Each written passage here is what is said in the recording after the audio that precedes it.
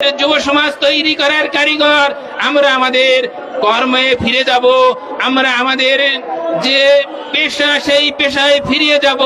ফিরিয়ে দেওয়ার জন্য আবারও আমি আপনার কাছে প্রধান উপদেষ্টা সহ শিক্ষা উপদেষ্টা, অর্থ উপদেষ্টা সহ যারা এর সাথে সংশ্লিষ্ট তাদের কাছে সবিনয় অনুরোধ জানাই, শিক্ষা ব্যবস্থার সুন্দর ব্যবস্থা ফিরিয়ে আনার জন্য আমাদের বেসরকারি শিক্ষা প্রতিষ্ঠানগুলোকে জাতীয়করণ করে আমাদের সকল শিক্ষা ব্যবস্থার বৈষম্য দূর করে একই প্ল্যাটফর্মে সকল ছাত্র ছাত্রীরা যেন পরিচয় দিতে পারে।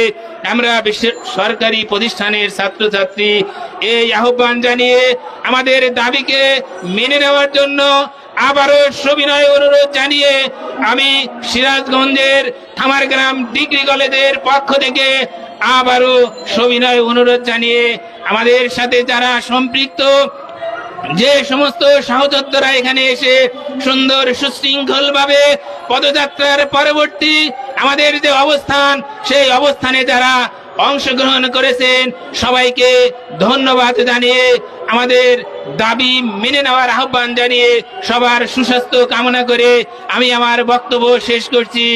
বাংলাদেশ জিন্দাবাদ, বাংলাদেশ জিন্দাবাদ। বাংলাদেশ বেসরকারি শিক্ষা প্রতিষ্ঠান জাতীয়করণ করা হোক, করতে হবে। বাংলাদেশের সকল শিক্ষা প্রতিষ্ঠানের বৈষম্য দূরীভূতকরণ করতে হবে, করে নেন। সবাইকে ধন্যবাদ। আসসালামু আলাইকুম ওয়া রাহমাতুল্লাহ।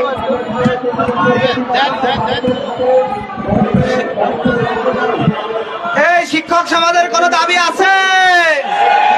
এই প্রেস ক্লাবে কোনো দাবি আছে? এই কোন সে দাবি? আরো জোরে জানিয়ে দাও, শুনিয়ে দাও। শিক্ষক সমাজের একটা দাবি, আরো জোরে। জোর হলো না। ঈদের আগে শতভাগ উৎসব ভাতা দিয়ে দাও, দিতে হবে। সরকারি নিয়মে বাড়ি ভাড়া, সরকারি নিয়মে মেডিকেল ভাতা দিয়ে দাও, দিতে হবে।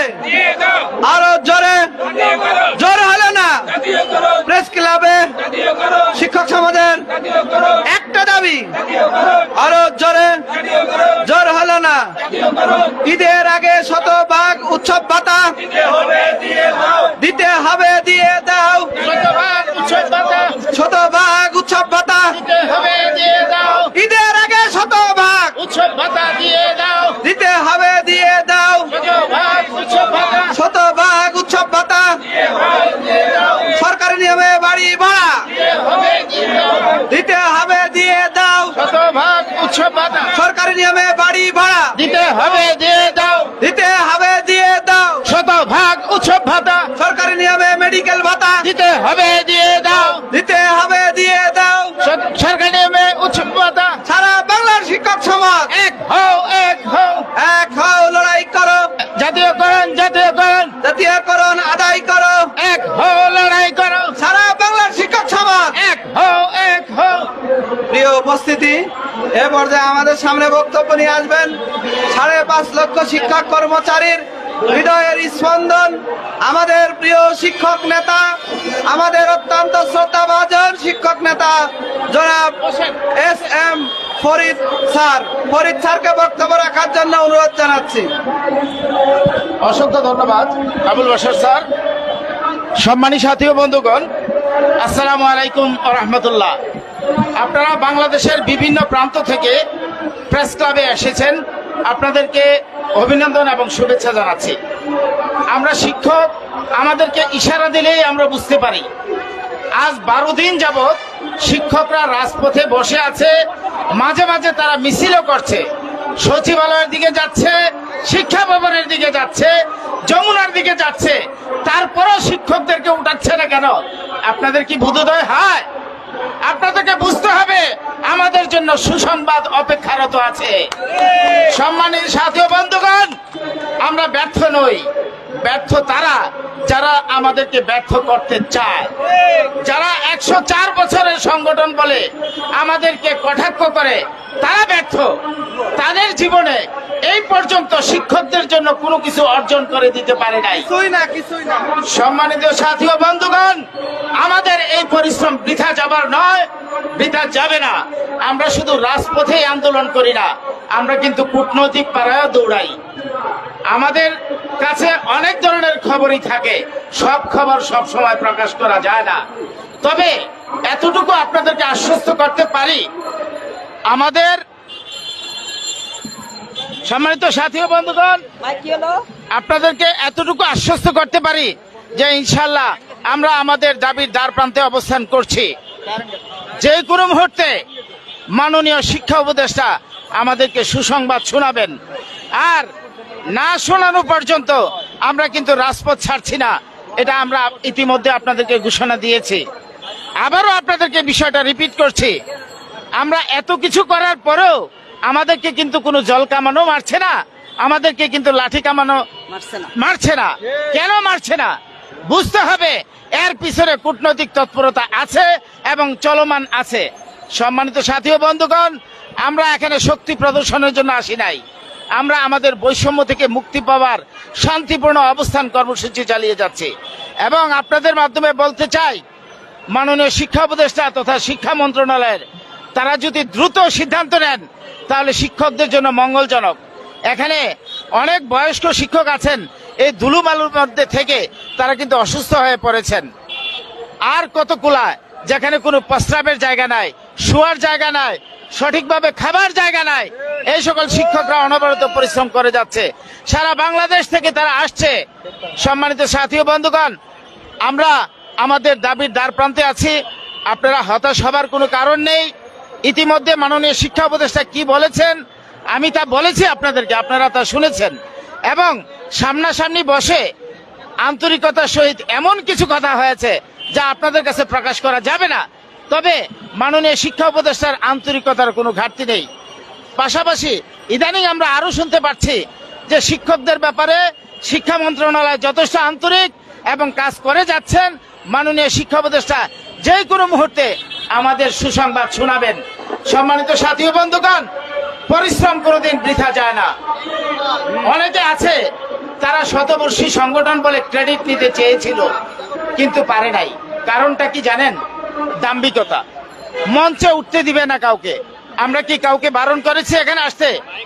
আমাদেরকে সারা বাংলাদেশের শিক্ষকরা এত ভালোবাসে কেন?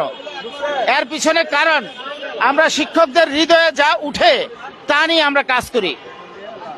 আমরা সারা বাংলাদেশের শিক্ষকদের যা চাওয়া তা নিয়ে আমরা কাজ করি, আর এই কাজ করি বলেই শিক্ষকরা আমাদেরকে ভালোবাসে। আমরা বিটিএর আন্দোলনে কিন্তু দেখেছিলাম প্রথম 7 দিন 8 দিন যাবৎ শিক্ষক উপস্থিতি ছিল 1800-600। তারপর আমরা যখন জড়ো হলাম তখন কিন্তু শিক্ষক উপস্থিতি বাড়তেই থাকলো। তৎকালীন ব্যর্থ শিক্ষামন্ত্রী দীপমণি যখন বলেছিল যে কাউসার সাহেব ছাড়া আর এখানে কেউ নেই, 2 দিন পরে সেও চলে যাবে, তখন কিন্তু আমরা প্রেস ক্লাবের ময়দান থেকে বলেছিলাম মাননীয় শিক্ষামন্ত্রী এসে দেখে যান শিক্ষকরা কি যাচ্ছে না আসছে। আমরা শিক্ষক জমায়েত করেছিলাম এবং সংগ্রাম কমিটি গঠন করার জন্য আমি এস.এম. ফরিদউদ্দিন সর্বাত্মক চেষ্টা করে 11টা সংগঠনকে ওনার কাছে নিয়ে গিয়েছিলাম, কিন্তু উনি তাদেরকে বুকে জড়িয়ে রাখতে পারেন নাই। এই ব্যর্থতা বিটিএর, এই ব্যর্থতা তাদের দাম্ভিকতার। যাই হোক, কারো বিশুদ্ধার করতে চাচ্ছি না। আমরা এতটুকু বলতে চাই যে আপনারা যদি শিক্ষক কল্যাণে কাজ করেন, শিক্ষকদের মনের ভাষা যদি বুঝেন, শিক্ষকরা আপনাদেরকে অবশ্যই আপনাদেরকে সম্মান করবে। আর যদি আপনারা শুধু সংগঠনের দাম্ভিকতা দেখান আর চাঁদা তুলে আপনারা ব্যক্তি স্বার্থ হাসিল করেন, শিক্ষকরা কিন্তু আপনাদেরকে ভালোবাসবে না। শিক্ষকরা 2 মাস যাবত বেতন পায় না। আপনি এত বড় সংগঠনের মালিক, আপনি তো ইএমআইএস সেলে গিয়ে জিজ্ঞেস করতে পারতেন যে আমার শিক্ষকদের বেতন হয় না কেন। আপনি তো ডিজি অফিসে গিয়ে জিজ্ঞেস করতে পারতেন আমার শিক্ষকদের 2 মাস যাবত বেতন হয় না কেন। আপনি তো বলতে পারতেন শিক্ষা মন্ত্রণালয়ে যে মাননীয় উপদেষ্টা শিক্ষকদের বেতন হয় না কেন। কই, আপনার তো এমন কোনো কর্মতৎপরতা চোখে পড়ে নাই। আপনাদেরকে আমরা দেখি 1 বছর পর পর একটা মিটিং করতে, সংবাদ সম্মেলন করতে, 4 বছর 5 বছর পর জাগ্রত হতে। আপনি নিজেই 4% কর্তনের মধ্যে স্বাক্ষর দিলেন, আবার আপনিই ঘেরাও কর্মসূচি পালন করলেন। যাই হোক, আমার শ্রদ্ধেয় স্যার প্রধান শিক্ষক শেখ কাউসার স্যারকে সম্মান দিয়েই বলি যে স্যার, কাউকে বিশুদ্ধার করবেন না। আমরা তরুণরা যতটুকু এগিয়ে যেতে পেরেছি, আপনি আগামী 20 বছরও তা পারবেন না, আমি গ্যারান্টি দিয়ে বলতে পারি। আমাদেরকে মন্ত্রণালয় চিনে, আমাদেরকে ডিজি অফিসে চিনে, আমাদেরকে ইএমআই সেল অফিস চিনে। শিক্ষকদের প্রত্যেকটা সমস্যায় আমরা এগিয়ে যাই। কেন যাই? শিক্ষকদের চাওয়া যদি আমি পূরণ না করতে পারি, তাহলে আমি কেমন সংগঠক হলাম? সংগঠক হলে তো শিক্ষকদের দায়িত্ব আমার উপর বর্তায়। সম্মানিত স্যার ম্যাডাম, আমরা আপনাদেরকে দ্ব্যর্থহীন চিত্রে বলতে চাই, কোনো পরিশ্রম, কোনো আন্দোলন কোনোদিন বৃথা যায় নাই, যেতে পারে না, যাবে না ইনশাআল্লাহ। ইতিমধ্যে আমরা শুনতে পেরেছি মাননীয় শিক্ষা উপদেষ্টা আমাদের জন্য কাজ করছেন এবং উনি যে কোনো মুহূর্তে যে কোনো জায়গায় ঘোষণা দিতে পারেন। আমরা চাই মাননীয় শিক্ষা উপদেষ্টা, আপনি আমাদের অভিভাবক, আপনি যথেষ্ট বয়োজ্যেষ্ঠ মানুষ এবং আপনি একজন প্রবীণ মানুষ। আপনি পেশায় শিক্ষক ছিলেন, আপনি 2টা গুরুত্বপূর্ণ মন্ত্রণালয়ের দায়িত্বে আছেন।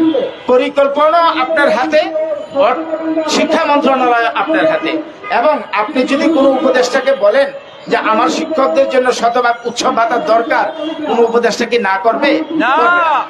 আপনি নিজেও বলেছেন যে মাননীয় প্রধান উপদেষ্টা আপনার এই প্রস্তাবের প্রতি রাজি আছেন, যা আমি আপনার কাছ থেকে 1 হাত দূর থেকে শুনে এসেছি। আপনি বলেছিলেন যে আমি আপনাদের জন্য যে যে বিষয়ে প্রস্তাব করেছি, মাননীয় প্রধান উপদেষ্টা সম্মতি জানিয়েছেন এবং মাননীয় অর্থ উপদেষ্টা সম্মতি জানিয়েছেন। সম্মানিত স্যার ম্যাডাম, আমরা ব্যর্থ হই নাই, হতে পারি না, আমাদের পরিশ্রম বৃথা যাবে না। আল্লাহ পাক বলেছেন, যারা চেষ্টা করে তাদেরকে আমি দান করি।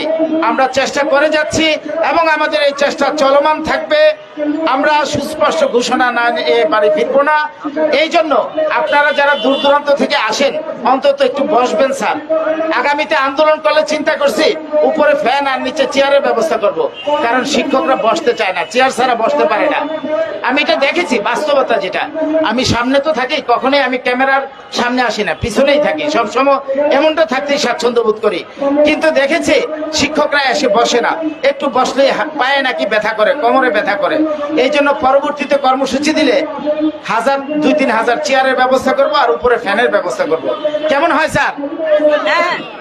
সম্মানিত স্যার ম্যাডাম, আমাদের বোঝা উচিত যে আমরা কষ্ট করছি।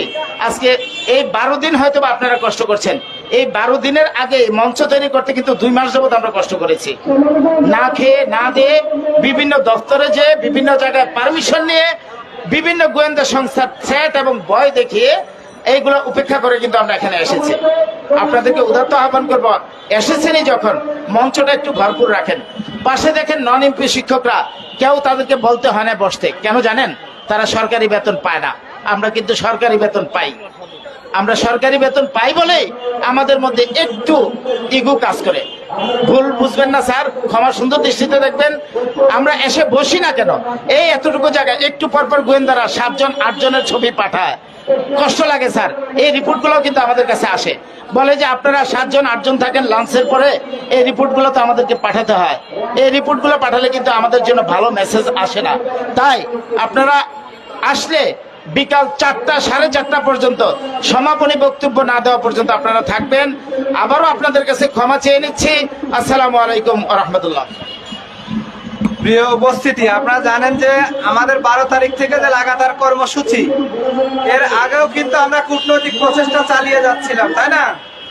তো এই কূটনৈতিক প্রচেষ্টা চালানো প্লাস আমাদের আন্দোলন, এই কয়টা কারণে আমাদের বিজয় আমাদের সুনিশ্চিত। আমরা আশা করি যে এই সপ্তাহের ভিতরে আমরা একটা ভালো ফলপ্রসূ সিদ্ধান্ত আসলে আমরা হাসি মুখে ইনশাল্লাহ বাড়ি ফিরে যেতে পারবো। আপনাদেরকে আমরা একটা অনুরোধ জানাবো যে যেহেতু আমরা 12 তারিখ থেকে, আমি নিজেও অসুস্থ ছিলাম গতকাল এবং পরশু, এত জ্বর যে আমরা জ্বরের থেকে বিছান থেকে উঠতে পারিনি। প্লাস আমি যখন আসি তখন মনে হলো যে আমি হয়তো বাঁচবো না, মারা যাবো, এত অসুস্থ। এরপরেও কিন্তু এই আন্দোলনের নেতৃত্ব দিয়ে আপনাদেরকে সামনের দিকে এগিয়ে নিয়ে যাওয়ার জন্য আমরা শারীরিক অসুস্থতা ভুলে এখানে কিন্তু আছি। আমরা আন্দোলনের আমাদের কিছু মোটিভ আছে। আপনারা দেখছেন যে লাগাতার অবস্থান কর্মসূচি পালন করছি, শিক্ষা ভবনে যাচ্ছি, সচিবালয়ে যাচ্ছি, যমুনা অভিমুখে মার্চ করছি। তো আজকে